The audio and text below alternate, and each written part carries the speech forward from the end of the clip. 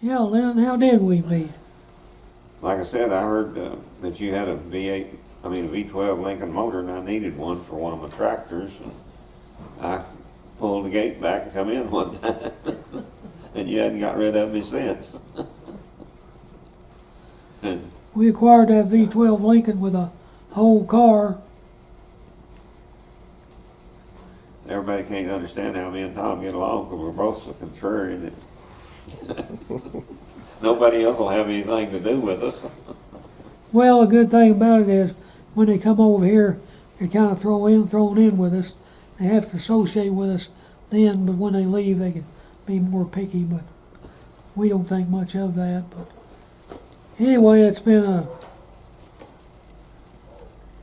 Good experience all this it's time. been a relationship that has been enjoyable and fun.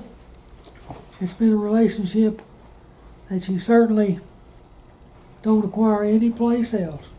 And I don't guess we've ever had a crossword No? with each other. We might have with somebody else, but we hadn't with each Mm. other. We look forward to when he's coming, and any more Saturday morning is a very important time for us because he and Cindy get here, and it just lights up the whole place. Yeah, Cindy and I usually go eat breakfast on Saturday morning, and our next stop is here. But we didn't go this morning. Cindy had too many fireballs last night. I put that motor in a Ford tractor. I've still got it out there. I've got about 20 restored Ford tractors, and they're all, everything about them, I mean, they're all unique, something different about all of them. Right. I've got that motor in a Ford tractor.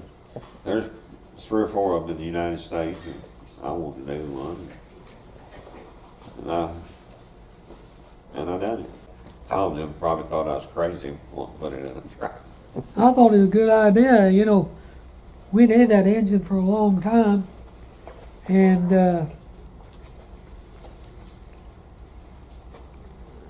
we decided not to go forward with the Lincoln project, and I really wanted the engine to go someplace, but I didn't want to go into some idiot didn't know what he was doing. When Lyndon wanted to do it, well, that sounded good to me because I knew it'd be done right, and it certainly has been done right. The thing you got to understand is those tractors that Lyndon has out there, there's a lot of definitions of restored. A lot of people throw a little paint on it and say it's restored, but that's not the way it is. When he restores a tractor, he restores a tractor the same way we restore a truck. Every piece of it comes apart, everything on it, everything is clean, stripped of paint, and start over. And you go through that thing meticulously, and when you put it together, it's a new vehicle. And that's the way those tractors are. You can go out there and go in those buildings and look at them, and you're looking at the way the vehicle looked when it was new, or it even looks better. So it's really an experience to go out there. And when he gets through with it, I guarantee you one thing, I'd love to have any of you. And that's what your specialty was at that time. You had an interest in restoring tractors. That was before I met Lyndon. I restored tractors. And I learned a lot from that experience because we restored a lot of John Deere tractors. If you restore a lot of John Deere tractors, you're going to learn a whole lot. Not anything that you're really going to love, but you learn And it. everything's heavy. Well, and Like crude. I mean, everything on it was kind of a crudely built thing. And I don't know. We figured out pretty early that restoring a truck was more profitable than restoring a tractor was for us. Would be me too, I guess, but I never sell my tractors. I just put them up and keep them, because they're all unique, and I've only got a couple that's regular, just like, like they came. I've got them with V8s in them, V8 60s, flathead 6s, overhead 6s, every kind of conglomeration you can do. And I got about 10 more I want to do.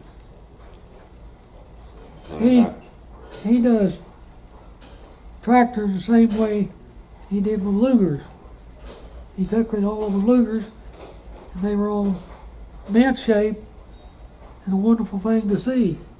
And he had the largest Luger collection, I guess, in the country. But, and then when I got in these tractors, I have no idea how I got into tractors. I could have done bicycles just as easy, and it's been a lot lighter. Right. But I was after I retired out of the out of the body shop, I got into antique motorcycles.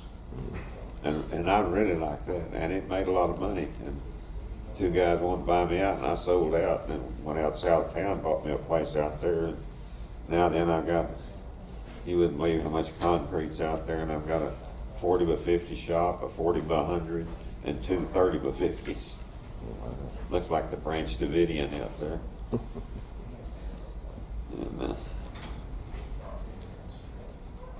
And there's one thing that has always been a real pleasure around here. When Lyndon would come in, he and Cindy would get here in the morning, he'd unload out of the truck, be coming in, and a schnauzer called Duke. Duke would come through that gate.